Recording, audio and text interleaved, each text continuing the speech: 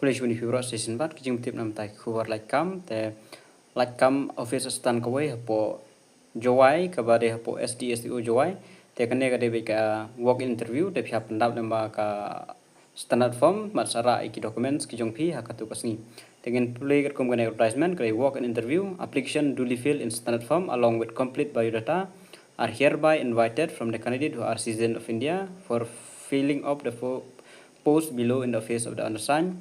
Kadai contractual for a period of 1 year, but kinsa extend biang nagapor syakapor. Kakarteng juga post kadai office assistant under PM Poshan scheme class 12 pass and above with diploma in computer application. Ka post kudan nagaway.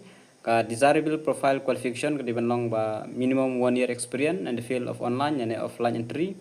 Excellent working knowledge of MS Office and Management Information System. Katulop kadai khadar hajar sibanai.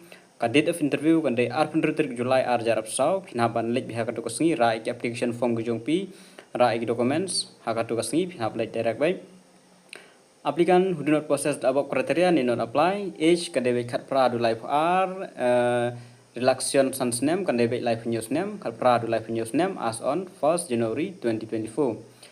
Candidate appearing for the work interview for the above mentioned post should bring along with complete application kemudian baru application ha pra upload photocopies of all certificate, mark sheet extra in the face of the undersigned on the 26th July 2024. Nadu kandai baje, adu ispo baje mustep kini kapor ban register tapi apa yang kini kandai baje ispo baje kan kisah sedang ke interview kan mau ke office kedai apa SDSEO Jowai Subdivisional School Education Officer po Jowai.